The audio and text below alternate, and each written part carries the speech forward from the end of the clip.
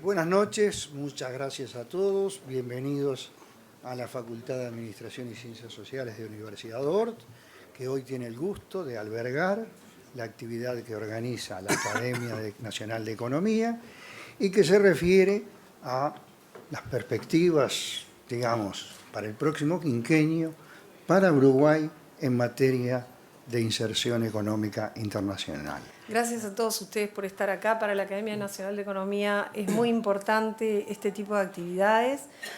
Recuerdo que en el 2013 hicimos otro evento acá en este mismo salón con ORT y era sobre inflación y competitividad.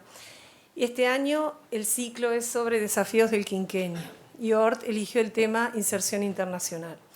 Cuando uno hace un repaso de los temas que va tocando la Academia, da la sensación que cada año en que los toca, la situación lamentablemente no está mejor, está peor.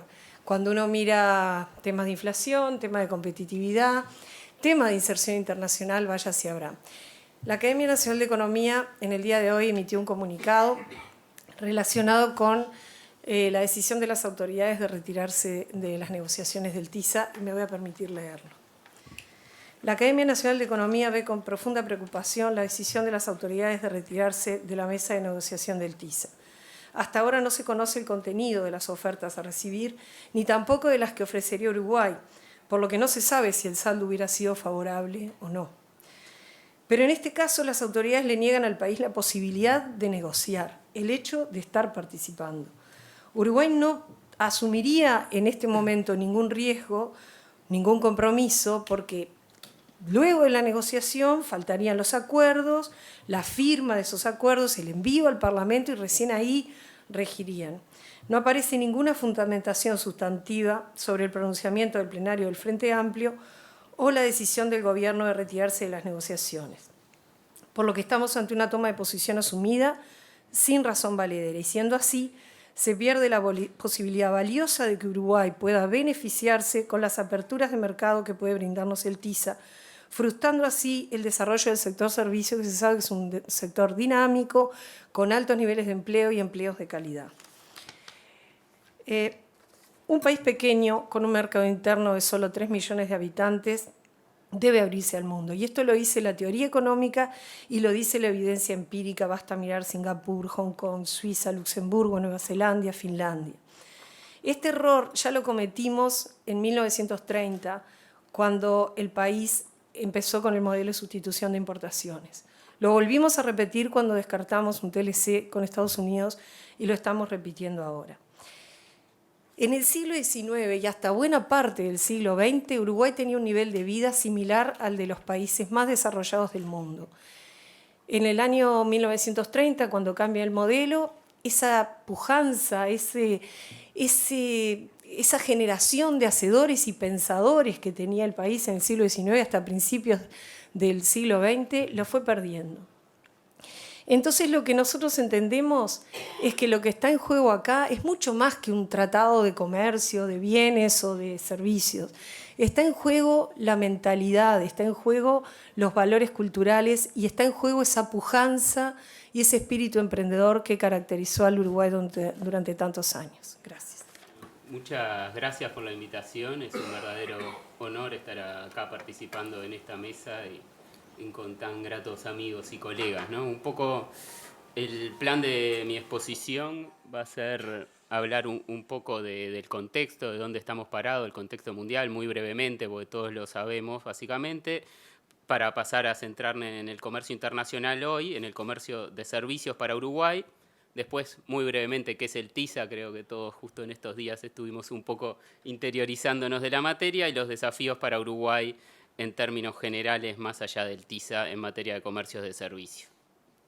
Bueno, con respecto al contexto general, el contexto general a partir de mediados del siglo XX nos muestra, como ven en el gráfico, una reducción constante del nivel de protección de los países, ¿no? Reducción de barreras arancelarias que se da tanto por razones multilaterales, regionales, bilaterales, pero lo que creo que es importante mencionar es que básicamente unilaterales, por el convencimiento de los países, como decía María Dolores, de que deben ser abiertos y más allá de los tratados que los ven como barras en el gráfico, se ve la reducción de los aranceles desde un promedio de 13% hasta prácticamente un 4%.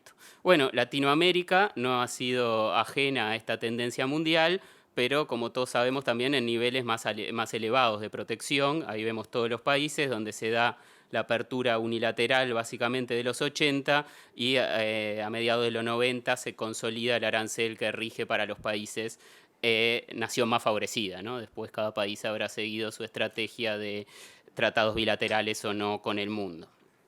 Bueno, pero aparte de la vocación aperturista o de la nueva tendencia teórica a ser aperturista, también se han dado componentes tecnológicos, que uno muy importante es la reducción de los costos de transporte. Ahí tienen el porcentaje del costo del flete, del costo marítimo, cómo se ha reducido también en los últimos años. Bueno, ¿qué implica estas tendencias? Esta implica que cambia un poco el concepto de comercio que nosotros pensábamos y manejábamos. Nosotros comercio internacional, para caricaturizarlo un poco del siglo XX le puse, pensábamos en bienes, yendo del país A al país B, y la discusión era qué tipo de bienes vendemos. Vendemos bienes primarios, vendemos manufacturas, qué vendemos, qué hay que vender, etcétera. Bueno, hoy en el siglo XXI tenemos bienes y servicios por cuestiones tecnológicas y por cuestiones de costos. Es decir, de estas tendencias que vimos se le agregaron las tecnologías de la información que nos permiten bajar servicios y entonces está la inversión extranjera yendo a los países y haciendo que los bienes y servicios vayan de un bien a otro. Entonces, en definitiva, la discusión es un nexo de bienes, servicios, inversiones o comercio de tareas, como se lo conoce en la literatura, donde se hace qué y no hay una única forma de hacer las cosas, ¿no? En el siglo XX, si nosotros discutimos si es mejor vender productos primarios o manufacturas, estamos asumiendo implícitamente que hay una única forma de hacer las cosas, una única combinación tecnológica para hacerlas, y tenemos un preconcepto sobre que una es mejor y una es peor para el desarrollo del país, etc. Ahora importa cómo hacemos lo que hacemos más que el producto que cruza la frontera, ¿no? Bueno, después algo bien típico. En el comercio de servicios tenemos lo que todos conocemos como comercio, es decir, el servicio cruzando la frontera, la empresa uruguaya mandando por internet el software a su cliente en el país que ustedes quieran suponer, pero también tenemos los otros tres modos de prestación del comercio. Es decir, el primero, el comercio transfronterizo, como se lo conoce. El segundo es el caracterizado importante para Uruguay como el turismo, la persona viniendo a Uruguay y gastando sus divisas en Punta del Este. El tercero y el cuarto en realidad son comercios de factores productivos, ¿no? El tercero es la inversión extranjera directa instalándose en Uruguay para exportar servicios o para proveer al mercado local. Y el cuarto es el servicio profesional uruguayo, el técnico en informática uruguayo yendo a trabajar a un banco en Bolivia, en Paraguay, a prestar servicios informáticos o lo que ustedes quieran, ¿no? Se complejiza todo el tema de lo que estamos hablando. Bueno, todo esto ha hecho que el comercio de servicios haya crecido de forma muy importante en los últimos años, y lo importante es que las economías en desarrollo no han quedado ajenas a ese crecimiento, ¿no? Se ha más que duplicado el comercio de servicios en las economías en desarrollo.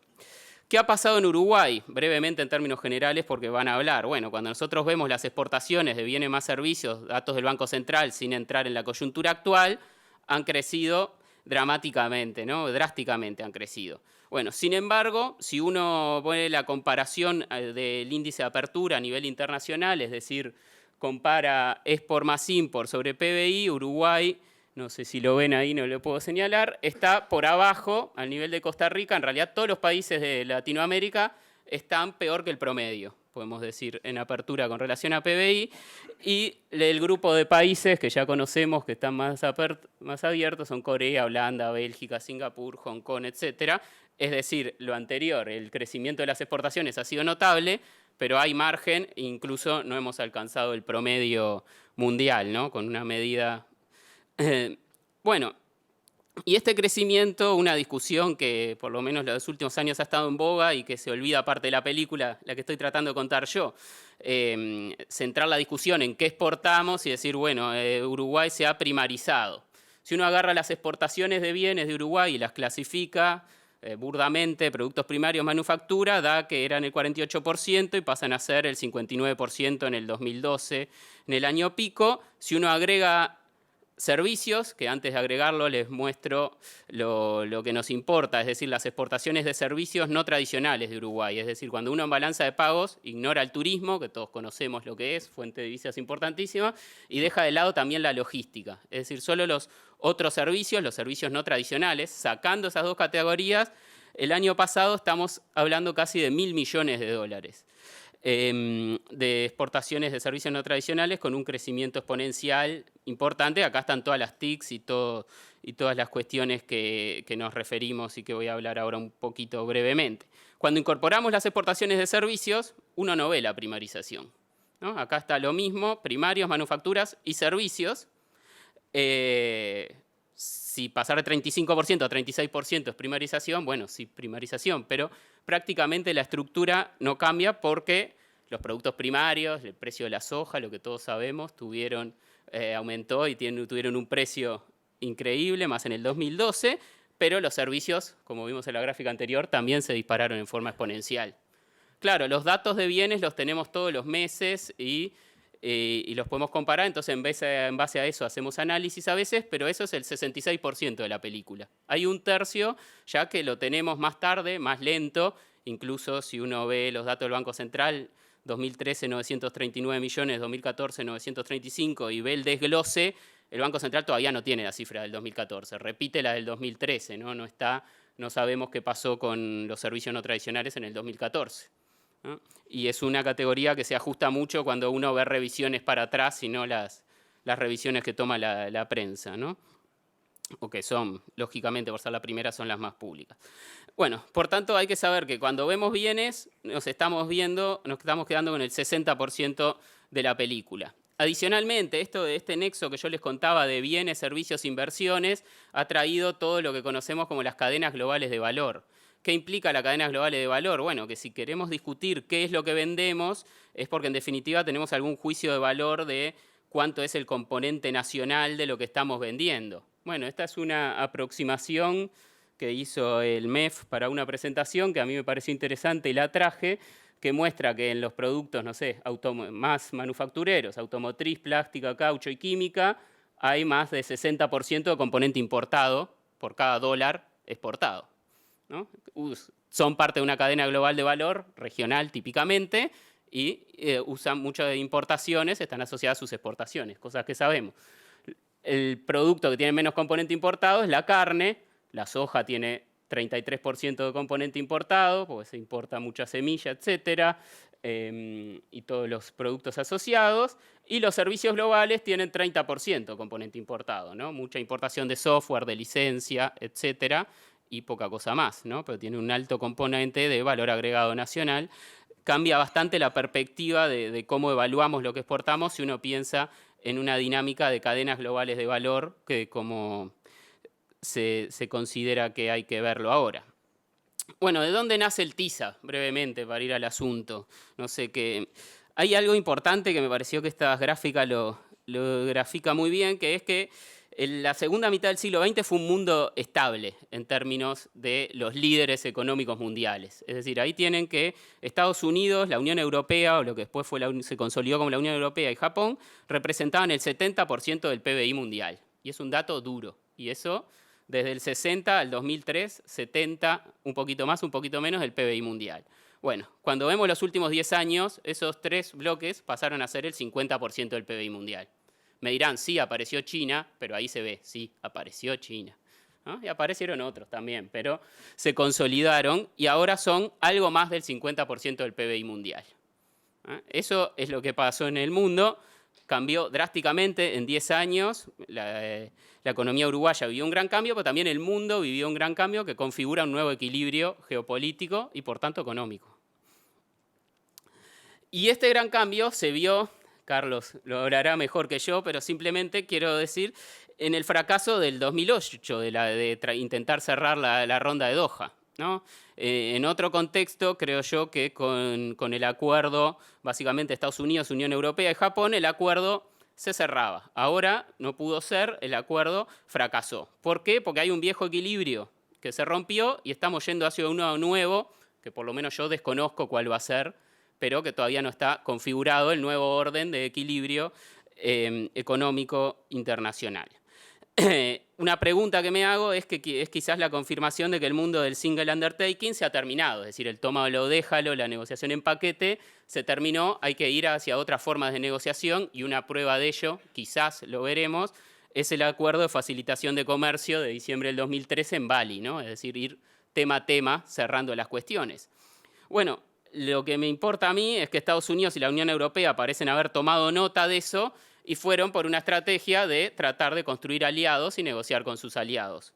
¿Qué hicieron? Bueno, primero entre ellos el TIP, el acuerdo transatlántico que están haciendo, después el transpacífico y en esa línea es que se crea el TISA, ¿no? Es decir, bueno, creo en paquetes, negocio en paquetes y negocio con mis aliados. ¿Qué negocio en un acuerdo de servicios? Bueno, en el siglo XX era fácil porque yo tengo que negociar básicamente la reducción de aranceles y medidas no arancelarias, requisitos técnicos, estándares de calidad, etcétera. Básicamente medidas en frontera, las medidas que controla la aduana más allá del organismo que las expida. Bueno, eso cambió drásticamente con incorporar los servicios o las tareas a cómo se hacen las cosas, porque yo tengo que ver todas las regulaciones, es decir, todas las cuestiones que limitan el acceso a mercado en materia para realizar tareas y para prestar servicios que antes eran no transables, ¿no? Sencillamente no existía Internet, cada uno lo hacía con quien tenía cerca y nada más. Rápidamente con lo del TISA, que era, que ya lo saben todos, o si no lo han leído en la prensa, entre el fin de semana y hoy, que están todos los países que ya sabemos, que es el 70% del comercio mundial del servicio, y esto, como yo no conozco los textos tampoco, lo tomé de la página de la Comisión Europea. El TISA se basa en el GATS, suscrito por los miembros de la MESE, e incorpora profundizan disposiciones en ese acuerdo, ¿no? Y cada país presenta su propuesta. Bueno, algunas puntualizaciones básicas, pero creo que merece hacerlas. Primero, liberalización no es de regulación, ¿no? Liberalización en el sentido de sacar discriminación con respecto al nacional y al extranjero o con respecto a los extranjeros en distintos países, proveedores de distintos servicios, pero eso no implica en ningún motivo quitarle a los países la potestad de regular, ¿no? La reglamentación doméstica para el TISA y para cualquier acuerdo de servicios debe seguir existiendo en la medida que sea necesaria para cumplir objetivos políticos, medioambientales, de salud, todos los que nosotros ya conocemos. Se negocian disciplinas generales en materia de acceso a mercados y trato nacional, y en el texto del acuerdo se establecen disciplinas generales, esto es importante, y en los anexos se establecen las excepciones. Eso en los acuerdos de servicios y en todo tipo de acuerdos. Es decir, uno interpretar el texto del acuerdo sin tener en cuenta los anexos, o interpretar los anexos sin interpretar lo que dice el cuerpo, no tiene ningún sentido, ¿no? Es ponerse a leer o que se filtre lo que dice el artículo tal, del apartado tal, sin saber las reservas que el país está poniendo al respecto, no me dice nada, ¿no? Bueno, lo cambié al pasado, como verán. ¿Qué tenía Uruguay para ganar en este acuerdo? Bueno, acá lo importante es que en los acuerdos de servicios en realidad uno tiene poco para ganar en términos concretos, en términos económicos, porque en este nexo, lo digo más adelante porque ya se los adelanto, en este nexo de servicios, bienes, inversiones, lo que importa son la red de los acuerdos, no un acuerdo aislado. Es verdad que en un acuerdo aislado uno no va a tener grandes ganancias. Es en la red de los acuerdos, en la red de acuerdos de servicios, de inversiones, de doble imposición, de propiedad intelectual, de bienes, donde uno construye el verdadero acceso al mercado, ¿no? En un acuerdo aislado es verdad que poco en términos económicos. Yo tiendo a pensar que no tampoco en términos de posicionamiento y marca país, ¿no? Más con la noticia que tuvimos ayer de Brasil, uno estaría dando una señal de qué lado está. Claro, hay que ver si uno está de ese lado o no está de ese lado. Eso sí es una decisión meramente política y me excede claramente, ¿no? Este tipo de acuerdo, cuando uno analiza los acuerdos de servicios que existen, tienden a consolidar status quo más que a levantar restricciones existentes en materia de acceso a mercados. ¿Qué quiero decir? Estamos hablando de cambiar regulación doméstica. Por tanto, es muy raro que un país efectivamente liberalice. Lo que hacen los países es que transparentan su normativa, ¿no? Transparentan su normativa y nadie cambia una ley doméstica por cuestiones de un acuerdo internacional. Como les decía, hay que ver el nexo y hay que ver todo el paquete de los acuerdos. ¿Qué tenía Uruguay para perder en este acuerdo? Bueno, en mi entender, absolutamente nada. En la medida que se negociara profesionalmente y se fijaran las reservas correspondientes, nada y nadie se lo iba a exigir, y el país dispone de las capacidades técnicas en Cancillería para este tipo de negociaciones, porque la forma de negociación de este acuerdo no es muy distinto de lo que les voy a mostrar ahora de los acuerdos de inversiones, ¿no? El formato que se negocia es muy similar, o sea, las capacidades técnicas para que no se nos pase nada están disponibles. También uno puede pensar que se tenía para perder poco en la medida que se entienda que las empresas públicas deben contar con algún tipo de privilegio en su reglamentación y competencia con el sector privado, ¿no? Eso sí, en reglamentación doméstica se puede tener, pero uno no puede tener agujeros negros o darle preferencia a ciertos actores en relación para otro, ¿no? Por eso digo, en mi opinión, nada. Alguno con que piense otra cosa puede decir poco. Los acuerdos de inversiones vigentes, yo les decía, esto es un nexo de bienes, servicios e inversiones, por tanto, hay que ver los acuerdos vigentes en toda la gama. Si nosotros vemos, no me voy a meter en bienes porque no me compete, pero en servicios no tenemos básicamente nada, tenemos con el Mercosur algo muy, muy laxo, pero en inversiones sí tenemos acuerdos con todos estos países, vigentes, con estos países que le pinté, ¿no? Porque también está negociado con Japón, pero no está vigente, entonces opté por no pintarlo. Muchas de las cláusulas de negociación en el TISA ya están incorporadas en este acuerdo, pues son inversiones en sentido general, son inversiones para bienes y para servicios.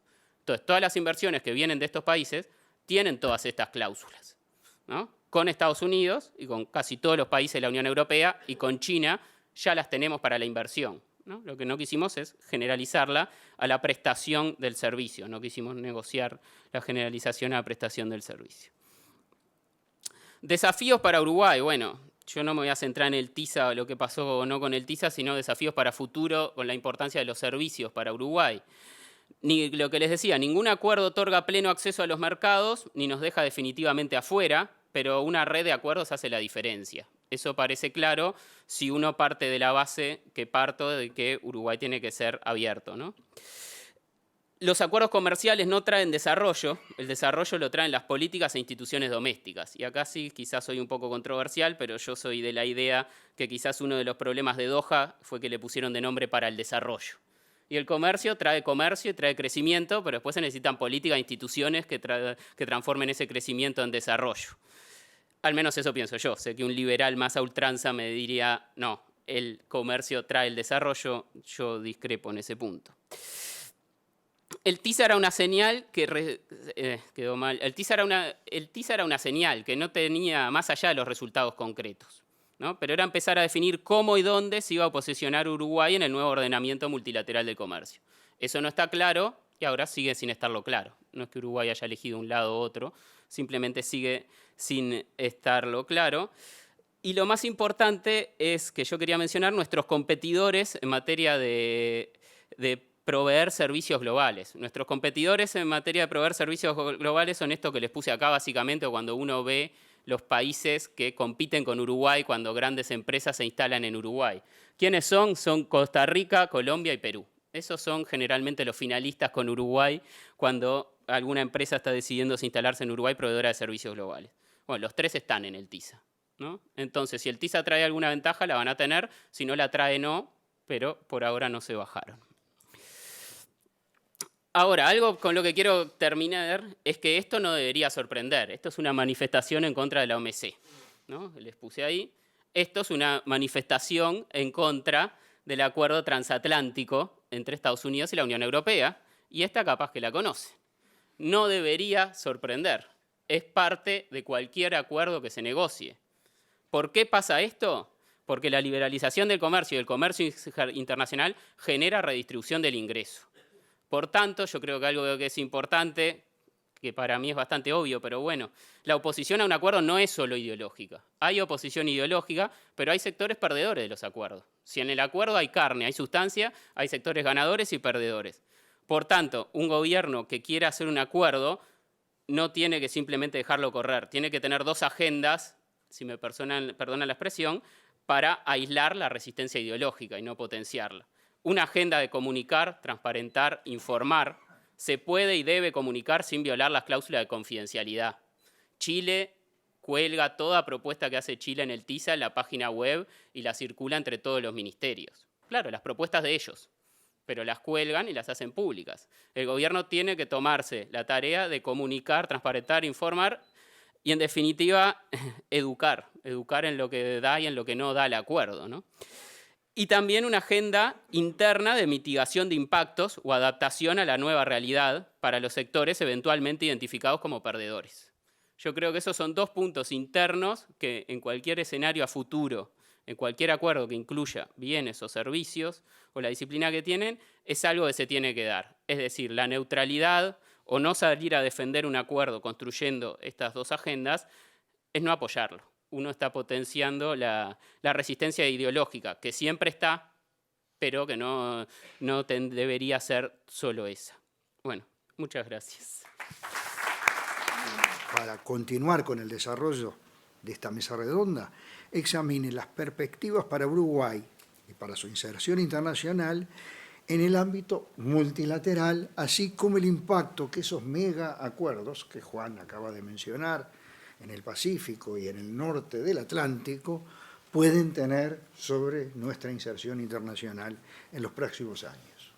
Buenas noches a todos y gracias por esta presentación y por la invitación y la oportunidad de hacer algunas reflexiones sobre el tema que nos convoca, que es cómo debe prepararse el país para enfrentar los desafíos que tenemos en materia de inserción externa. Y yo creo que si vamos a hablar de inserción externa, el punto de partida debería ser el reconocer que para un país como el Uruguay, el crecimiento y el desarrollo del mismo están inexorablemente vinculados a la expansión, a la diversificación y a la modernización de su sector externo. Y por lo tanto, la inserción competitiva del Uruguay en la economía mundial es un requisito fundamental y prioritario de cualquier política de comercio exterior que se esté pensando. Y yo pienso que al mismo tiempo debería ser una base irrefutable para que el gobierno trate de reunir a los partidos políticos, al sector empresarial, a los sindicatos y las fuerzas laborales, a la sociedad civil y también a la academia, para tener una verdadera política de Estado en materia de comercio internacional, que yo creo que es posible. Infortunadamente, como dicen nuestros amigos brasileños, sabemos que en muchos ámbitos que acabo de señalar existen posiciones que no aceptan esta realidad. Y eso ha hecho de que llegar a una política de Estado en materia de comercio internacional no haya sido tan fácil como aparentemente podría serlo. El segundo punto que creo que tenemos que tener claro es que un país como el Uruguay no puede por sí mismo imponer a nivel internacional una agenda de inserción externa, sino que más bien lo que tendría que hacer es explorar las posibilidades de integrarse a escenarios de integración que están en este momento en juego en diferentes ámbitos, tanto en el ámbito bilateral como en el ámbito regional, como en el ámbito hemisférico, plurilateral o multilateral. Y para algunos que me conocen me habrán oído muchas veces decir que el Uruguay en este caso tiene que jugar en todas las canchas, tenemos que explorar todas las posibilidades. No podemos darnos el lujo de ser muy exigentes y muy específicos con el tipo de inserción, sino que tenemos que tener claro cuáles son los objetivos, tanto a nivel de país como a nivel de productos y hasta de sectores, y canalizar nuestros esfuerzos a esos escenarios donde pensamos que sea más posible lograrlos. Y bueno, y consideramos, cuando decía lo de exigentes y selectivos, de que no nos podemos permitir ese lujo. Creo que en la última década el Uruguay apostó y privilegió al Mercosur como su estrategia, como el eje central de su estrategia de inserción externa. Todos sabemos los problemas y limitaciones que ha traído esa estrategia, lo que hace en estos momentos al nuevo gobierno plantearse un rumbo y visión distinta.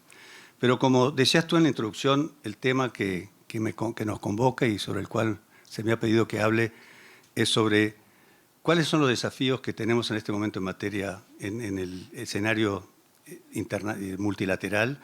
Y al mismo tiempo, ¿cómo podemos reaccionar y qué tipo de estrategia podemos tener frente a los acuerdos de nueva generación que se están en este momento negociando a nivel mundial? Ya sea el transatlántico entre la Unión Europea y Estados Unidos o el TPP, el Transpacífico, donde hay 12 países involucrados. En cuanto al sistema multilateral de comercio, yo creo que un país con las características y el tamaño del Uruguay, sin duda alguna que el sistema multilateral de comercio es el escenario más conveniente y menos costoso para insertarnos en el comercio internacional.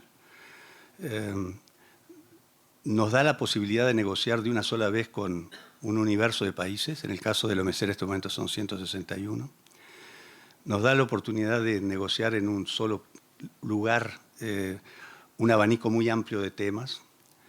Las reglas y disciplinas que se negocian se aplican a todos los países. Las disposiciones y los beneficios y obligaciones son vinculantes y son permanentes. Si el Uruguay negoció una cuota como la hemos negociado en el pasado, eso queda para el resto, para la eternidad, no se pone en tela de juicio. Si bien en esas negociaciones multilaterales todos tenemos que dar algo, pero sabemos que en un marco multilateral tenemos que dar mucho menos de lo que deberíamos dar en un marco bilateral. Existe en el marco multilateral una cláusula para un tratamiento especial y diferenciado para países en desarrollo y tenemos un órgano de solución de controversias que le permite a los más pequeños, cuando nos enfrentamos en un conflicto comercial con alguno más grande, tener las mismas posibilidades que ellos y de alguna manera desequilibrar lo que serían las relaciones de poder en una negociación bilateral. Así que yo creo que el sistema multilateral nos da seguridad jurídica, nos da estabilidad, nos da confianza y por lo tanto nosotros hemos privilegiado en el pasado y nos gustaría poder seguirlo privilegiando en el futuro este sistema multilateral. Ahora, ¿qué es lo que nos ha pasado? Todos conocemos la historia. Desde el lanzamiento de la Ronda Doha en el 2001 hasta la fecha hemos tenido muchos retrocesos, se han logrado muy pocos resultados, no hemos podido cumplir con los plazos que se habían fijado. Esto ha creado una gran frustración y un sentido de desencanto con el sistema multilateral de comercio que hoy sufre una gran crisis de identidad y yo diría de credibilidad también. Y esto se debe a muchísimas razones que van desde algunas que mencionaba Gabriel hace un ratito, como la gran transformación que ha habido en el comercio internacional, en las relaciones de poder entre los países que conforman la OMC, también a posiciones que han tomado los gobiernos durante el proceso de negociación, a una agenda ambiciosa y complicada, también a muchos de los países han tenido que enfrentarse en los últimos años durante las negociaciones a crisis financieras, a crisis económicas que han desviado la atención del comercio hacia otras prioridades. También el hecho de que los precios de los productos básicos hayan estado sumamente altos durante ese periodo ha hecho que de alguna manera también no hubieran tantas presiones en los países exportadores netos de productos agrícolas de buscar accesos a los mercados, como las tuvimos en el pasado, donde había competencia desleal a través de subsidios y a través del proteccionismo. En fin, un sinnúmero de razones, pero la realidad es que hoy en día las negociaciones están estancadas, hay una gran parálisis y el único resultado concreto que tenemos a nivel multilateral en los últimos años fue el de diciembre del 2013 en la conferencia ministerial de Bali, donde se aprueba un acuerdo para la facilitación de comercio.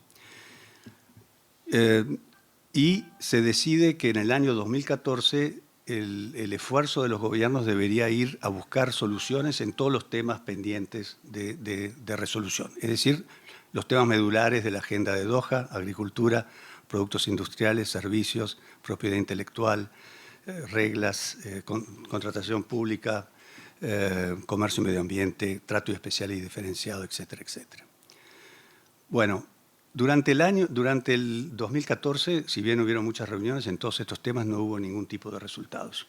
Y empezamos el año 2015 con una propuesta por parte de los principales socios comerciales, como Estados Unidos, la Unión Europea, a la cual ahora se han plegado Japón Australia, Canadá y algunos otros, de decir, tenemos que terminar con la negociación de Doha. Ya llevamos 15 años, hemos visto una proliferación de acuerdos preferenciales que han desplazado el eje de la liberalización del comercio de la OMC a otros tipos de mecanismos.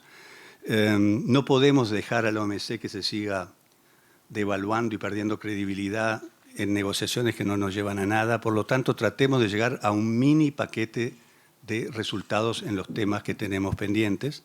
Y ese mini paquete, que tendrá obviamente un nivel de ambición mucho menor, es el que deberíamos tratar de llevar a la conferencia ministerial de Nairobi en diciembre próximo y con eso cerrar la ronda. Y eso nos pone al Uruguay en una posición difícil, y ahí voy al tema que tú nos pedís de encarar. Es, bueno, ¿cuáles son los desafíos entonces que tenemos por delante y cómo los encaramos? El desafío es que yo creo que más vale tener un mini paquete de negociaciones sobre ciertos temas que nos interesen, que cerrar la ronda sin ningún tipo de resultados, cosa que considero políticamente muy difícil, pero peor, o no cerrarla, pero que los países grandes la empiecen a ignorar, y por lo tanto de que continuemos en esta parálisis que poco hace para fortalecer el sistema multilateral de comercio. Así que lo que tenemos que hacer nosotros es tratar de trabajar de aquí a diciembre en un mini paquete que contemple algunos de nuestros intereses más vitales. Y dentro de ellos está agricultura. Durante el proceso de negociación del 2001 al 2014 hubieron progresos importantes en materia agrícola. Llegamos a acordar de que se eliminaban todos los subsidios a las exportaciones. Llegamos a acordar de que los apoyos domésticos a la producción agrícola en los países más proteccionistas se iba a reducir de un 60 al 70%. Y en materia de acceso a mercados, si bien las desgravaciones arancelarias no eran importantes, a través de cupos preferenciales íbamos a tener por lo menos resultados importantes. Y esos resultados nunca se materializaron porque, como bien decía Gabriel, la OMC funciona con el todo único. Se busca un equilibrio en el contexto global de las negociaciones y finalmente se adopta un paquete total. Y en materia agrícola no se pudo cerrar. Pero creo que por lo menos en ese paquete final deberíamos tratar de rescatar la eliminación de subsidios a las exportaciones, que es algo que ya está acordado desde el año 2005 entre todos. Deberíamos tratar de acordar reducciones importantes en materia de apoyos domésticos, porque con la suba de precios internacionales de productos básicos, el proteccionismo en los países industrializados bajó muchísimo en los últimos años. Por lo tanto, es un momento propicio que no les costaría políticamente mucho a los industrializados para hacer concesiones en esa dirección. Y después, en materia de acceso, yo creo que más bien todo el mundo los está encauzando a través de acuerdos preferenciales, y tratemos de buscar en otros rubros como industriales algo que nos pueda servir, y tratemos de cerrarla y pensar en post-Doha, porque eso es importante. Yo creo que tenemos que volverle a dar al sistema multilateral de comercio una cierta sustancia para el futuro. Pienso que las negociaciones agrícolas van a tener que continuar, porque la reforma agrícola en el marco del GATT empezó simplemente en la ronda Uruguay. Y en la ronda Doha sí dio un paso adicional, pero nos queda mucho por hacer en materia de reforma agrícola, y por lo tanto tenemos que pensar de que en cualquier programa de trabajo post-Doha tiene que estar la agricultura. Ahora, como bien lo decía Gabriel, yo creo que en este momento no hay apetito para nuevas rondas. Creo que la gente se ha dado cuenta de que negociar en 361 es muy difícil, y por lo tanto yo creo que lo que vamos a ver en el futuro, en el marco de la OMC, van a ser acuerdos sectoriales, donde se van a negociar agricultura o servicios, como se está haciendo, y eso puede ser en un marco multilateral, ojalá lo sea, o puede ser en un marco plurilateral también, y tenemos que estar preparados a eso. No podemos rehuirle una negociación donde nuestros intereses están en juego porque no esté presente algún otro país que nosotros consideremos importante que esté. Pero dentro del marco sectorial vamos a tener que resolver los problemas en el contexto de la negociación agrícola. Hasta ahora podíamos cambiar concesiones en agricultura por concesiones en servicios y en materia industrial. Hoy en día vamos a tener que buscar el equilibrio dentro del propio sector agrícola. Por lo tanto, tenemos que incorporarle a la negociación algunos elementos adicionales que nos den mayor poder de negociación. Yo creo que un tema central en ese sentido sería incorporar el tema de la seguridad alimentaria, pero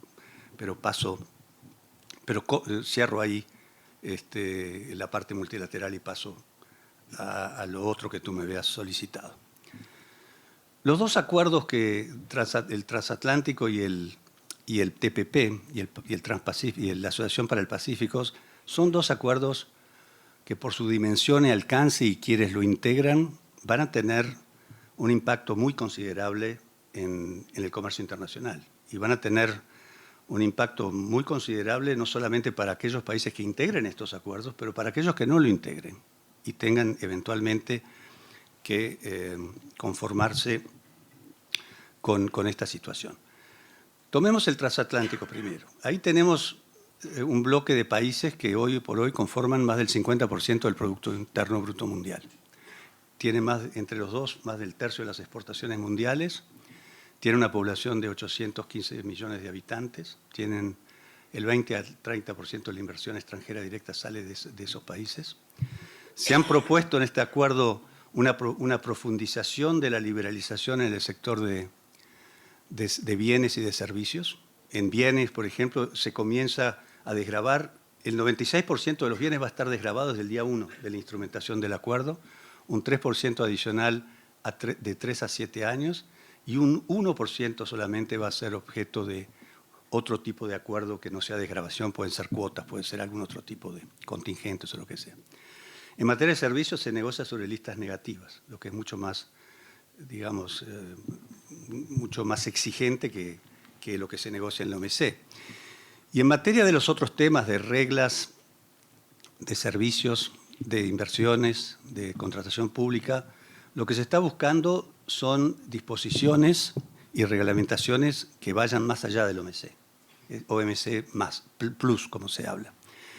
Y sin duda alguna que de lograrse eso va a tener consecuencias para los otros países que no estamos en ese tipo de acuerdos, porque podrían de alguna manera considerarse como el nuevo escenario sobre los cuales los países tienen que identificarse y actuar. Así que, al mismo tiempo, en materia sanitaria y fitosanitaria, que es un problema que ha dividido Europa de Estados Unidos, se está trabajando para tratar de armonizar los conflictos que tienen en este momento en esa materia, y son muchos. Como ustedes saben, está todo el problema de los transgénicos, que hoy en día están prohibidos de importación en la Unión Europea. Está el problema de la carne con hormonas. Ahí hay muchos otros problemas que en este momento se está trabajando.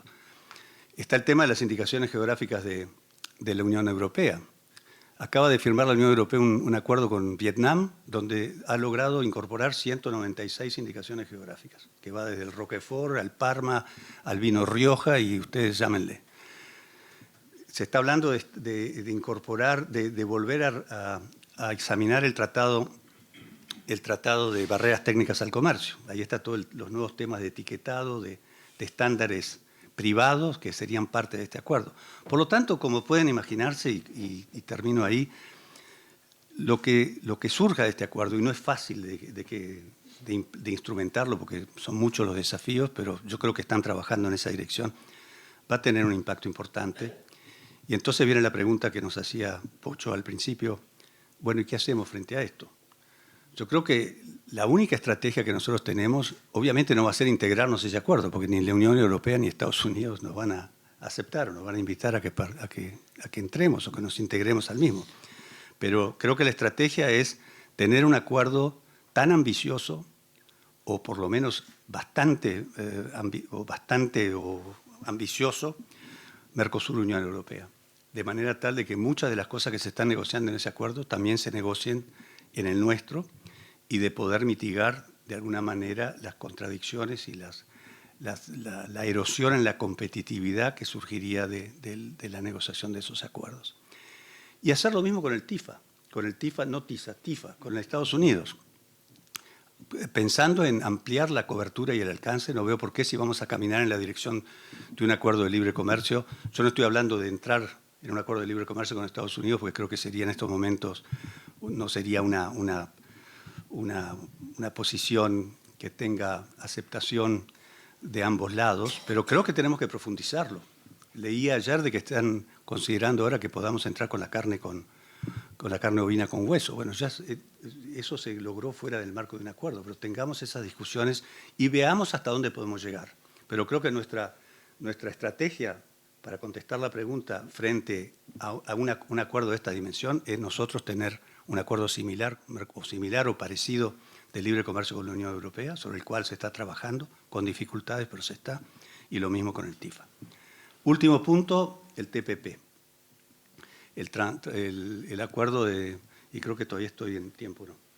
5 minutitos. El acuerdo de asociación del Pacífico. Ahí tenemos 12 países. Países importantes. Está Estados Unidos, está Japón, está Canadá, está México, está Australia y Nueva Zelanda, Malasia, Brunei, está Perú, está Costa Rica, está Perú, está Chile y Colombia. Bueno, muy bien. Esta es otra oportunidad que se nos brinda de en una sola vez negociar con muchos países, pero voy a ir a la estrategia más tarde. Estos 12 países significan el 40% del Producto Bruto Mundial, casi la tercera parte de las exportaciones, y tienen un mercado de más de 500 millones de habitantes. El acuerdo lo que busca también es una profundización de liberalización en materia de aranceles y de barreras no arancelarias, y también cubre todo el espectro que ya cubrimos anteriormente con servicios, contrataciones públicas y propiedad intelectual, y seguramente va en la misma dirección que el anterior, OMC+. Y por lo tanto, si se suman estos dos acuerdos, seguramente que las reglas multilaterales van a tener que, de alguna manera, adaptarse a lo que se está negociando y que va un poco más allá de las obligaciones que hemos tomado. El acuerdo no se ha cerrado, todavía va a tomar, yo creo que un tiempo en cerrarse y luego en ratificarse podría ser un periodo de 2 o 3 años. Y yo creo que al Uruguay, diría el Mercosur, pero dudo de que el Mercosur en este momento esté interesado en entrar en este tipo de acuerdos, pero espero que en algún momento lo esté, pero si no, yo creo que al Uruguay le corresponde empezar a pensar en algún tipo de integrarnos a ese tipo de acuerdos, porque eso nos daría esa inserción externa que nosotros estamos considerando como esencial para nuestro crecimiento y desarrollo, nos daría una asociación con ese tipo de países, una base muy sólida para pensar en el futuro. Esto va a tomar tiempo, va a requerir organización, crear equipos profesionales, pero los beneficios de ese acuerdo, yo he leído el impacto, hay un estudio que ha hecho el impacto de los beneficios de ese acuerdo para los 12 países actuales y demuestra que los que más se van a beneficiar son Nueva Zelanda, Singapur y Malasia. ¿Por qué? Porque son países que en general no tienen acuerdos de libre comercio con los otros 12, cosa que nosotros, aparte de México, no tenemos con ninguno. Al mismo tiempo son pequeños y algunos de ellos son economías en desarrollo. Y el impacto más benéfico sería para esos países, lo que nos hace pensar de que de golpe deberíamos reflexionar si no tenemos nosotros también que empezar a explorar, caminar en esa dirección. Muchas gracias. Bueno, muchas gracias. En primer lugar, gracias a la Academia por la invitación y gracias a Labor también, porque también es mi casa, por estar aquí. Es un honor para mí estar compartiendo con Carlos y con mi amigo Juan esta mesa. Bueno, yo, a diferencia de Juan y de Carlos, no soy un experto en temas de comercio. Por lo tanto, mi mirada es una mirada desde las políticas públicas, una mirada desde la reflexión del sector privado sobre políticas públicas. Y lo que intenté hacer cuando Isidoro me planteó esto es tratar de trazar algunas lecciones aprendidas de la inserción externa en los últimos años y tratar de dibujar algunos desafíos. Lo primero que quiero decir es, en mi opinión, no hay un tema más relevante para las políticas públicas en los próximos 5 años y probablemente en los próximos 10 que el tema de la reflexión de la inserción externa. Yo creo que la inserción externa de este país, siendo muy esquemático, no difiere sustancialmente de la que hemos tenido en los últimos 40 años. La estrategia que domina la visión de las políticas públicas en materia de inserción externa es la misma que se dibujó a mitad de los 70. Y afortunadamente se prosiguió y se consolidó. El problema es que, como Juan nos mostraba recién y como recién Carlos nos planteaba, el conjunto de transformaciones que han tenido lugar en el mundo nos obligan a pensar de qué manera nos actualizamos para poder tener una estrategia acorde a esos cambios que han tenido lugar. En ausencia de ello, responder con piloto automático con lo que hemos hecho en los últimos años va a constituir una restricción al crecimiento importante. Y por eso creo que es un tema de extraordinaria importancia. Primero, para no perder pie en mi profesión frustrada de historiador económico. La lección aprendida de este país es cuando nos abrimos, crecemos más. Estos son tasas de crecimiento del PIB per cápita para 3 etapas típicas de la economía uruguaya, una etapa de economía abierta hasta 1930, una etapa de economía cerrada, en el proceso largo, primero reactivo y luego deliberado de sustitución de importaciones, y luego la apertura a partir de los 70. Toda la evidencia que tenemos para un país de las dimensiones de Uruguay indica, como señalaba María Dolores, que la apertura es el camino. Y mucho más en un mundo donde las tecnologías están dominadas por rendimientos crecientes a escala. Uruguay no tiene las dimensiones necesarias para lograr una especialización de su mano de obra suficientemente compleja como para poder albergarse la provisión de servicios y de bienes en condiciones de eficiencia, con la disposición de tecnología que hay y con los requerimientos que una sociedad moderna tiene. La apertura es vital y la lección de la historia es que cuando crecemos, cuando nos abrimos, crecemos más y eso es un hecho incontrastable. La segunda lección es la apertura para Uruguay tiene siempre presente un dilema. Eso es un índice de Herfindahl que básicamente lo que quiere mostrar es los temas de concentración, diversificación. La idea que está detrás de ese gráfico es que las tendencias de las dos líneas que ustedes observan allí varían relativamente inversamente.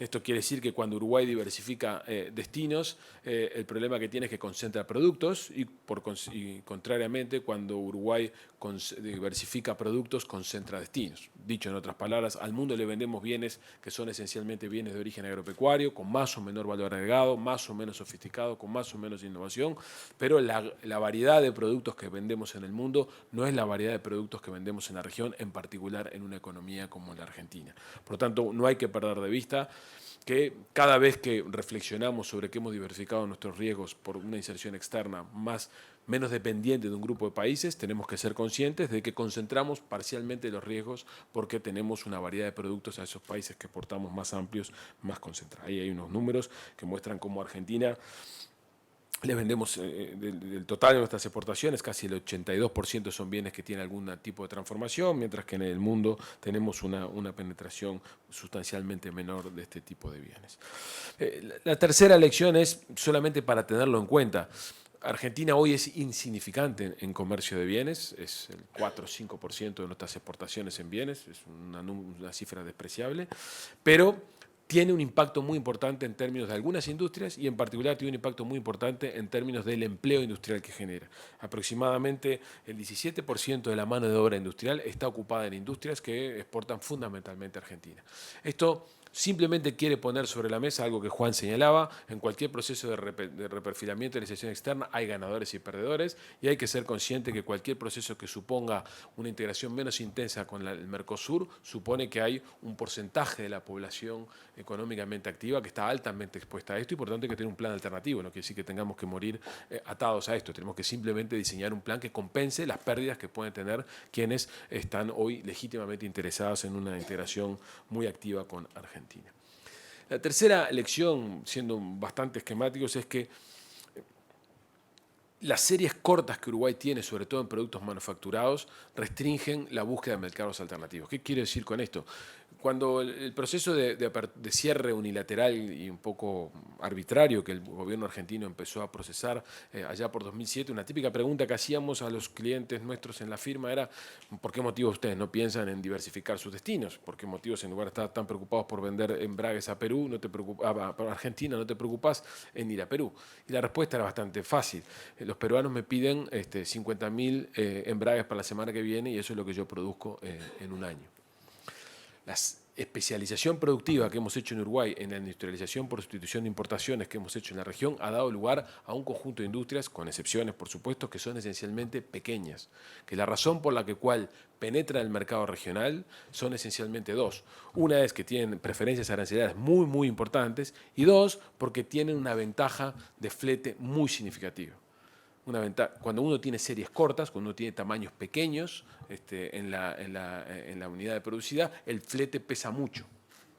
Y por lo tanto salirse del ámbito estrictamente regional, el flete empieza a pesar mucho más y uno tiene una escala de producción sustancialmente mayor. Ahí lo que el gráfico muestra es que el número de compañías que hay en Uruguay, cuando uno mira las exportaciones que están localizadas fuera de la región, son un número reducido. Por el contrario, cuando uno mira la región, son muchas compañías para un valor exportado determinado. Quiere decir que las escalas de producción son muy pequeñas y eso es una barrera para buscar mercados alternativos. La siguiente lección es, el Mercosur por lo menos lleva, yo aquí estoy lejos de ser un experto, pero en el mejor de los casos, si no es que lleva más tiempo, más de 10 años no constituyendo una fuente de dinamismo para Uruguay, por diversas circunstancias que tuvieron lugar, sin perjuicio de lo cual uno no puede dejar de reconocer que en la década del 90 y en las primeras tal vez hasta la crisis, constituyó un factor de extraordinario dinamismo para algunas industrias y para el país. Ya por 2003, 2004, ya el Mercosur constituía un problema. Básicamente, ¿por qué? Porque hay un conjunto de asimetrías en el proceso de integración regional que los acuerdos alcanzados no permiten resolverlos. El primero son asimetrías de tamaño y estructurales. Lo típicamente que uno sabe de la literatura de acuerdos comerciales es que los países ricos compensan a los países pobres en los contextos de integración. Y acá la pregunta es quiénes son los ricos y quiénes son los pobres. Porque Uruguay es claramente un país pequeño y con un PIB absoluto mucho más pequeño que el de Brasil y Argentina, pero cuando uno mira el PIB per cápita, claramente Uruguay es uno de los países más ricos de la región. Por lo tanto, no existe ningún elemento de juicio político por el cual el país más grande de la región, que es Brasil, pueda compensar o pueda tener un tratamiento preferencial deliberado para un país que tiene una renta per cápita que es un 30 o un 40% más alta que la de ellos.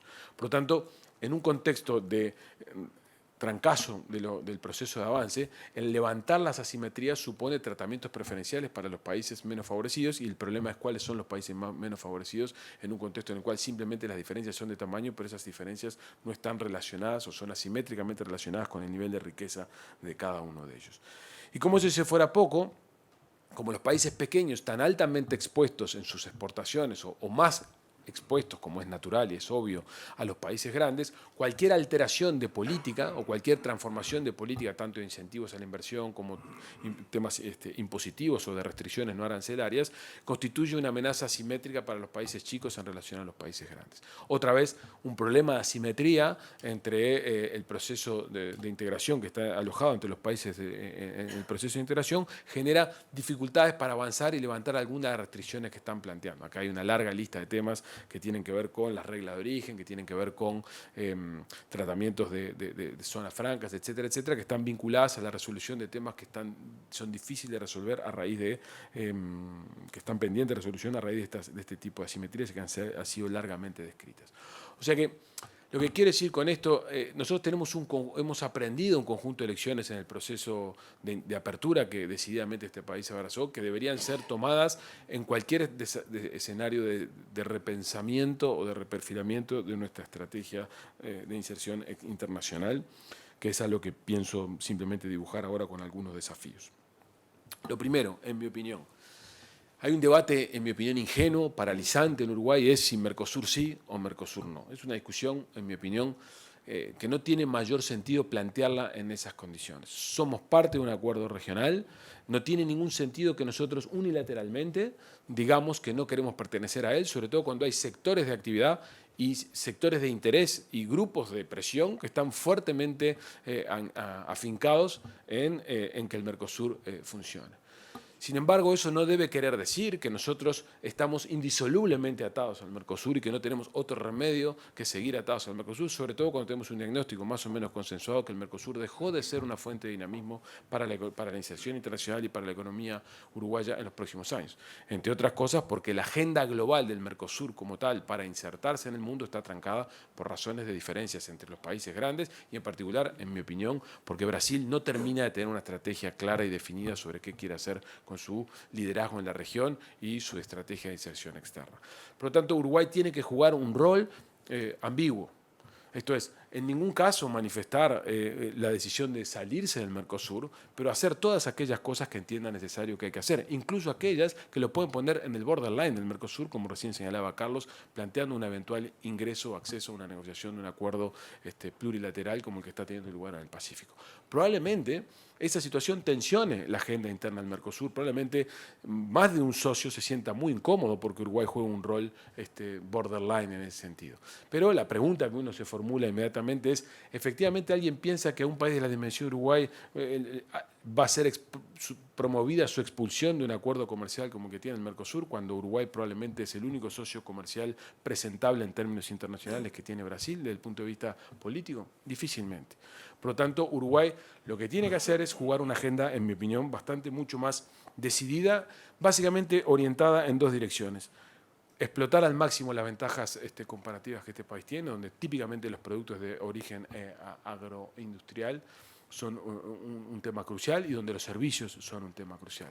Y segundo, tratar de pensar en que las economías de escala son fundamentales y que sectores en los cuales, o ramas de actividad en los cuales las economías de escala no son fácilmente alcanzables, no son sectores priorizables porque la escala de Uruguay es tan pequeña que si no tenemos una mínima escala sobre la cual asentar nuestra inserción, difícilmente sean sectores que puedan consolidarse o competir de manera razonable a nivel internacional con los dispositivos tecnológicos que hoy tenemos.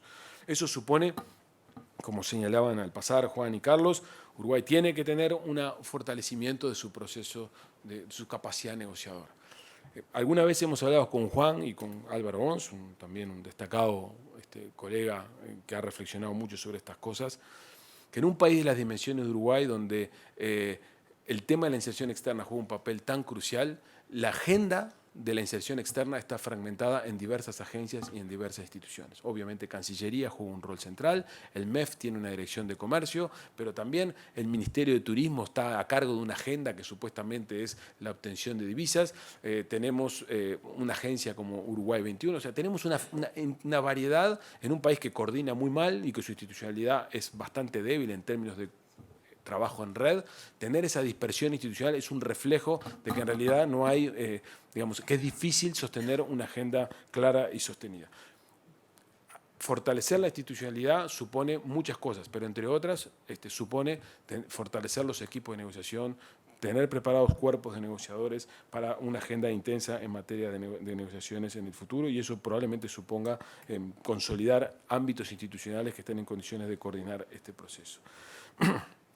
En segundo lugar, en mi opinión, hay que diseñar una estrategia, como decía recién, de inserción al mundo, de apertura al mundo, que no esté condicionada a las restricciones que el Mercosur pone. La agenda política de este país, cada vez que discutimos este tema, aparece una voz no menor que tiene un conjunto de decisiones. Esto no lo podemos hacer porque el Mercosur está violando normas Mercosur. Eso no debe ser parte de una restricción que el país enfrente, por el contrario, debe ser, no necesariamente debe ser tomada en cuenta si es solamente ese el argumento.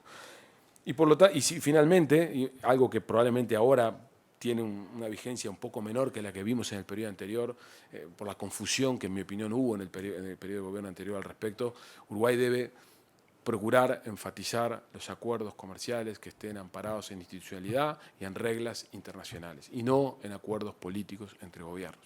No hay nada más efímero que los acuerdos políticos entre gobiernos. No hay nada que dure menos que un acuerdo político entre gobiernos cuando la situación económica se vuelve compleja. El acuerdo del euro es el caso más evidente de que cuando los europeos confiaron que iban a crear una zona monetaria como la que creaban y que nos reflexionaban contra los economistas que decían van a fracasar con su zona monetaria el día que los shocks provengan, la respuesta de los europeos es la política va a primar y vamos a tener un acuerdo por el cual rescatar a aquellos países que estén sufriendo dificultades. Eso me lo discutí yo siendo estudiante universitario en Europa en los años 90, cuando Maastricht se discutía, era la discusión entre los economistas más bien de origen europeo con los economistas norteamericanos. Los norteamericanos decían es ingestionable una unión monetaria sin integración de mercado, sin integración fiscal, sin regulación bancaria única. Los europeos decían cuando llegue el momento de que haya un problema, la política primará, sobre lo económico y habrá una voluntad política de resolver esos problemas. Claramente, el transcurso del tiempo lo que ha dejado es que no hay una generación de europeos dispuestos a pagar cualquier precio por rescatar a Europa, lo cual dice que los acuerdos políticos son efímeros y que lo único que perdura en el tiempo son las instituciones y los acuerdos reglados, y por eso es que hay que confiar en materia de economía internacional en temas de institucionales, de agendas comerciales, amparados en normas y en reglas claramente establecidas. No me voy a detener en esto. Solamente quiero hacer 2 comentarios al respecto. Esto es algo de lo que Carlos recién mostró. El mundo se ha ido moviendo, por las razones que Carlos explicó, de un predominio de una agenda multilateral a un predominio de una agenda bilateral y hoy una agenda plurilateral. Esto constituye para Uruguay un desafío muy importante. ¿Cómo nos insertamos en ese mundo? ¿Con qué estrategia nos metemos en ese mundo? Con algunas de las cosas que Carlos planteaba, es un tema central, porque el mundo, por el fracaso de la ronda de Doha y por las dificultades que hay para avanzar, seguramente tenga avances importantes en estos capítulos plurilaterales, y Uruguay hasta ahora no tiene claramente definido, por lo menos hasta donde yo lo sé, de qué manera va a insertarse en este nuevo mundo, sobre todo con acuerdos que hoy cada vez, por razones obvias, por lo que mostraba Juan en su presentación, donde los aranceles son hoy mucho menos importantes de lo que lo eran hace 20 o 30 años, los acuerdos involucran capítulos y materias mucho más complejas que tienen que ver con temas de regulación, que tienen que ver con temas de competencia, que tienen que ver con temas sanitarios. En ese mundo es el que Uruguay se va a preparar para insertarse, es a eso a lo que Uruguay se tiene que preparar con negociadores y con una agenda propia para saber cuáles son los puntos centrales en los cuales está en condiciones de dar concesiones y cuáles son los puntos en los cuales quiere efectivamente reservarse aspectos para eventualmente negociar después. Solamente quiero terminar haciendo un apunte sobre el tema que nos ocupó en las últimas semanas. ¿Por qué quiero hacer esto? Porque en mi opinión, la resolución del gobierno, dicho esto con mucho respeto, es uno de los errores más grandes que hemos cometido en muchos, muchos años. En todos los sentidos que uno lo mire, lo que resolvió el Poder Ejecutivo esta semana constituye un error estratégico importantísimo. Primero, porque la inserción externa del país es crucial para el país y por la apertura. Segundo, porque no hay nada que haya discutido el país en términos serios al respecto sobre el tema del Tratado de Servicios. Lo que ha habido es una discusión absolutamente superficial. Y cuando digo no ha habido, no ha habido en la fuerza política que gobierna, no ha habido en el sistema político y no ha habido a nivel general de la sociedad. Los uruguayos no hemos discutido este tema con la suficiente profundidad como para haber tomado una decisión no de adherir o no adherir a un tratado, sino simplemente de bajarnos de la negociación de un tratado. Por lo tanto, razones tácticas, estrictamente tácticas, que tienen que ver con el manejo de la coyuntura política en el país, han llevado a tomar una decisión, en mi opinión, errónea, precipitada, que va a tener no consecuencias observables ahora, a corto plazo, sino que va a tener consecuencias de mediano plazo para el país. ¿Por qué, en mi opinión, el TISA, participar en las negociaciones del TISA era importante, además de muchas de las cosas que Juan dijo? En primer lugar, es estar en el mundo. Uruguay, por diversas razones, estar decidido en una agenda tan Mercosur le impide estar, salvo en algunas excepciones, discutiendo lo que en el mundo se está discutiendo. En Uruguay, los servicios son el 50% del PIB y el 26% de las exportaciones. No estamos hablando de una materia no relevante y no sustantiva desde el punto de vista económico.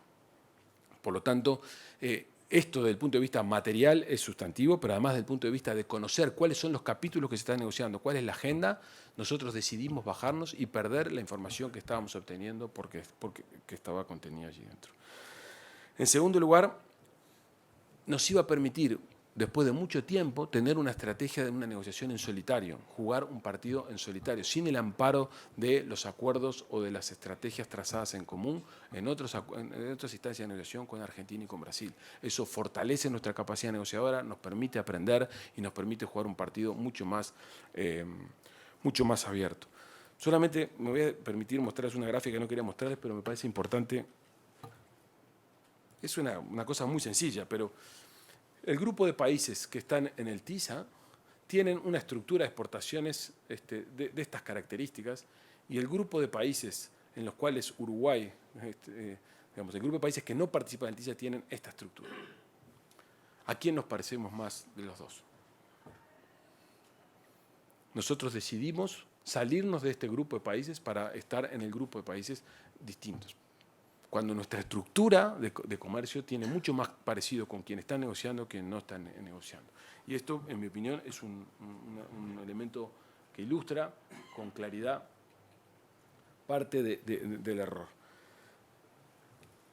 Además, hay otros argumentos que se pueden listar, como tener un ámbito específico para negociar algunas excepciones para algunas cosas que el país tiene que negociar en algún momento. Uruguay tiene regímenes de excepciones en materia de acuerdos de inversiones y tiene regímenes especiales como es el tema de zonas francas, donde eventualmente vamos a discutir algunas de estas cosas en temas que pueden venir a nivel internacional, en temas de OCDE y demás, si no tenemos un lugar donde estamos discutiendo los temas estratégicos en materia de acuerdos de servicios con otras naciones, con otros países que están fuera de la región. Simplemente termino diciendo que el tema de la inserción internacional es un tema crucial para este país. En una empresa como la mía, nosotros hoy estamos instalados en Uruguay, en Ecuador, en Paraguay y en Bolivia, prestando servicios profesionales. ¿Dónde les parece a ustedes que nosotros podemos empezar a pensar que nos conviene asentar las exportaciones de servicios a terceros países como local, en un país que no está participando en las negociaciones del TISA o que no está participando en la negociación de acuerdos de servicios, en un país que potencialmente lo va a hacer? Porque así como están esos 4 países, perfectamente una compañía de servicios profesionales se puede instalar en uno de los países como Costa Rica, como Colombia, que está participando de ese proceso. ¿Por qué? Por el simple hecho de que exportar servicios desde esa base va a ser mucho más conveniente que hacerlo desde bases locales. Y como nosotros, que somos proveedores de servicios profesionales, hay otra variedad de compañías de servicios informáticos y demás que pueden tener estrategias similares, porque a las empresas no les importa al final del día, cuando se vuelven globales o regionales, dónde están. Lo que les importa es dónde optimizan su estrategia de salida y su estrategia de negocios. Y eso, la bandera nacional pasa a ser un tema bastante más irrelevante, porque en economía las cosas que terminan mandando en el mundo de los negocios son cosas que tienen que ver con cómo mandan los números. Por lo tanto, por eso insisto que el tema de la negociación externa es muy oportuno, por todo lo que dijimos antes, pero porque esta semana Uruguay tomó una decisión que en mi opinión es realmente muy, pero muy mala. Y lo que es peor, tengo la sensación de que nadie es consciente de que eso tiene la gravedad que tiene. Y eso es lo peor. Muchas gracias. Ahora deberíamos abrir el periodo para el intercambio de opiniones. Tenemos un micrófono disponible en sala y le pedimos a quienes quieran intervenir que se identifiquen y cuando corresponda que identifiquen a cuál de los panelistas va dirigido el comentario. Ahora, este moderador, que tiene que ser muy moderado, porque así me lo pidieron la universidad y la academia, tiene ganas de hacer un comentario de fondo. Los 3 panelistas nos indicaron pistas por las cuales podríamos despegar para insertarnos internacionalmente en los próximos 5 o más años.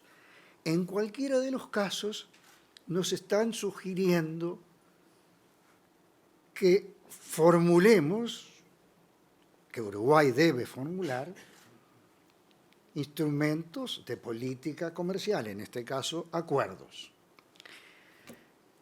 Y el problema al cual todo el mundo se refirió y que sobre cuyo fondo yo no pienso hablar, que es si el TISA sí o el TISA no, o si, sobre todo, si significa lo que significó. Yo quise hacer una comparación con cómo Uruguay se paró en la cancha, tú decías que tenemos que estar en todas las canchas, y si se achicó o no en otras instancias. Y entonces, por suerte, esto lo corroboré con el embajador Lacarte para esta primera instancia que voy a contarles, cuando Uruguay tiene que participar, después del fin de la Segunda Guerra y Bretton Woods, en lo que primero era el Instituto Internacional de Comercio, el ITO, y después terminó siendo el GATT. El GATT, sí. Lo que Uruguay hizo fue participar incluso en las negociaciones de intercambio de preferencias, en ANSI por lo menos, además de haber sido, Uruguay, un actor importantísimo en la Conferencia de La Habana. Y después venir al Parlamento y mostrarle, esto fue lo que obtuve, esto fue lo que me costó, y sopesando ventajas y desventajas, el Parlamento uruguayo decidió, después de que se participó, si el resultado convenía o no convenía. La oportunidad para pronunciarse en aquel momento era después de haber visto las cartas, no negarme a verlas porque no sé cuáles van a ser. Y les recuerdo que en ese momento, como ahora, se podían tener recelos legítimos. Nos convocaban los países más ricos, que estaban afuera, los países, digamos, progresistas de la época, como la Unión Soviética y toda Europa del Este, menos una excepción. Había compromisos en un esfuerzo de liberalización del comercio que seguramente iban a enfrentarse con lo que en ese momento todavía predominaba como concepción en Uruguay, que era la sustitución de importaciones. Y nada de esos recelos, temores o aprensiones dijo, vamos a decidir antes de ver los resultados. No nos tiramos al agua, pero no nos negamos a verlos. En ese caso se decidió que sí, y ahora les voy a contar otro más reciente que todos tienen en la memoria. Cuando el Uruguay decide considerar su ingreso al Mercosur, no decidió primero si iba o no a participar en las negociaciones, porque había aprensiones y miedos y recelos. Todas las góndolas de los supermercados van a estar llenas de productos argentinos y brasileños. Ahí tenemos unos sectores sensibles que son particularmente sensibles justo respecto de estos dos vecinos, automotriz, azúcar, vino, en fin. Teníamos muchos recelos y algunas expectativas también, si no, no nos hubiéramos tirado, supongo, al agua. Pero ¿cómo fue la secuencia para formular esa política comercial? Primero, se salió a negociar. Es cierto que después hubo una etapa intermedia entre la consideración por el Parlamento, porque hubo un conjunto de representantes de los partidos políticos que miró los resultados. De eso me puedo acordar en primera persona del singular, porque estaba ahí, pero inmediatamente aquello sobre la materia sobre la que se pronunció el Parlamento y por lo tanto la ciudadanía de manera indirecta es después de haber sopesado las ventajas y desventajas. Le puede haber errado o no. Puede haber valorado con un exceso de optimismo que la calidad de las promesas que recibíamos era como el valor nominal que tenían. Quizá no. Pero lo que hicieron no fue nunca decir no nos metamos, no salgamos a la cancha, juguemos a la chique máximo, sino veamos las consecuencias, y creo que esta es una manera razonable de examinar avenidas de formulación de política comercial como los acuerdos y los caminos que ustedes nos han sugerido, y que el negarse a saber cómo sería la foto no es ciertamente una receta para resultados adecuados. Buenas noches. La pregunta probablemente sea para Juan Labrada o Carlos Pérez Castillo. Y con esto voy a revelar parte de mi ignorancia. Los procesos de negociación son procesos que llevan tiempo, ¿verdad? Son procesos extensos.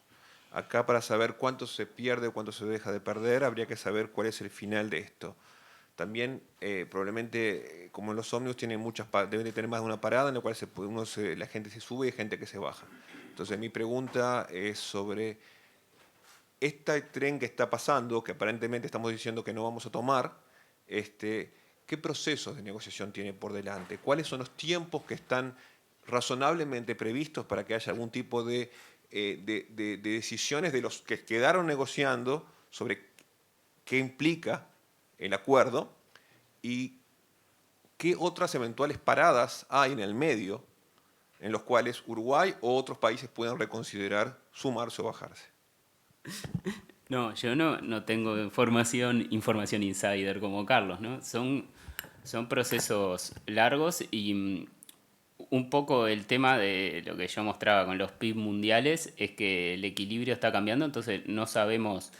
De hecho, nosotros especulamos sobre la estrategia de Estados Unidos y la Unión Europea en base a los acuerdos que ellos comienzan a negociar, pero no sabemos cuáles van a ser sus estrategias hemisféricas, etcétera, en negociar acuerdos. Uno tiende a pensar que, por lo menos por ahora, es bueno tener a Uruguay de su lado. Es decir, yo comparto 100% con Gabriel que fue una cuestión táctica y que muestra el lugar que se le da a la inserción internacional en el debate político del país, ¿no? Es un punto más para negociar dentro del presupuesto, que es fundamental, pero para estos años y para unas cuestiones puntuales, ¿no? Entonces fue una decisión totalmente táctica, sin nada estratégico. Dicho esto, yo considero que considerabas, dicho, que el gobierno no quería negociar este acuerdo. De hecho, no lo había defendido en ningún momento y un poco lo que planteé de la agenda. Es decir, son cuestiones que uno tiene que salir a educar y a informar y a dar el debate serio. Entonces, lo que a mí me parecía es que Uruguay se iba a bajar de esta negociación, pero lo iba a hacer posteriormente a que el presidente Tabaré Vázquez se reúna con Obama ahora, que yo supongo que algo del tema le va a plantear, ¿no? Entonces, pero dado que fue una jugada táctica, no se consideró eso. Dicho esto, yo creo que ahí algo puede surgir, que no sé qué es para la agenda futura, pero a Estados Unidos no le sirve que Uruguay se baje así en proceso de negociación, que desconozco completamente, ¿no? Yo creo que es difícil en estos momentos decir si esto va para un año, para 2 años, es posiblemente que lleve un par de años más, me parece. Pero la obligación que tienen todos los que están presentes en este momento era someter ofertas. Eran 3 países solamente que no las habían puesto sobre la mesa, que eran Paraguay, Uruguay y Pakistán. Y me parece que una vez que las ofertas estén sobre la mesa, se van a dedicar los países que están participando en esa negociación a tratar de mejorarlas entre ellos. Y creo que un objetivo que tienen esos países es, una vez que lleguen a un acuerdo final, ya que representan el 70% o más del comercio de servicios, es tratar de multilateralizarlo en el marco del OMC, con los restantes. Y el problema es que ahí nos traerían un acuerdo ya hecho y diciéndoles, señores, firmen, porque esto lo vamos a multilateralizar. Si no quieren firmarlo, bueno, los que no se adhieran a este tipo de compromisos van a quedar fuera, tanto en condiciones de acceso como de trato nacional. Así que me parece que las etapas futuras para subirse van a ser cada vez más difíciles. Y creo que lo que nos vamos a tener que enfrentar es al final del camino con una multilateralización posible del acuerdo, y eso es más complicado aún. Solamente un comentario. ¿Dónde piensan que se van a instalar las compañías cuando tengan que decidir instalarse en un país que está dentro, que le imponen un acuerdo, o un país que negoció excepciones y que... La otra cosa que decías, hay un tema que puede ser que dilate estas negociaciones, que es el tema del tratamiento de los datos y la disputa o la diferencia que hay entre Estados Unidos y Europa y la Unión Europea. Este es un capítulo muy importante sobre dónde alojar servidores de la información que tiene el repositorio de datos, y segundo, cuál es el uso que se le da a ese repositorio de datos desde el punto de vista económico. Entonces, que Google accede a toda la información y la comercializa, en Estados Unidos es algo largamente aceptado, en Europa es algo largamente no aceptado. Puede constituir, en el tema del TISA, algo que dilate estas negociaciones, probablemente no por siempre, pero es un tema. Y el otro tema es la definición de algunos monopolios públicos, que la definición que tiene establecido el TISA sobre monopolios públicos es una definición bastante genérica, acotada a aquellos servicios que solamente pueden ser prestados en condiciones monopólicas por un prestador público, y esto tiene una definición difusa. En algunos casos son claramente entendidos, que son la seguridad, la defensa, la justicia, pero después cuando entras con el tema educativo y la salud, eso no quedaría claramente comprendido, pero eso no es así, no es claramente en función del tamaño de los países. En algunos países hay razones por las cuales justamente hay monopolios naturales que eventualmente podrían ser parte de las excepciones. Pero yo creo que estos dos capítulos son los dos temas centrales donde básicamente la negociación entre la Unión Europea y Estados Unidos está moviéndose, ¿no? Así como hemos revertido lo que decidimos en algún momento es hace un año y poco, hay oportunidad de revertir lo que ahora revertimos.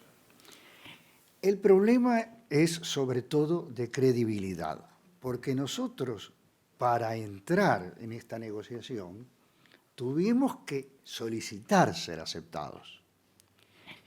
Nos comunicaron que éramos aceptados y luego, sin haber visto ninguna oferta ni presentado ninguna demanda, decimos: no quiero verlas o no quiero formularlas, ni me cuenten, me voy.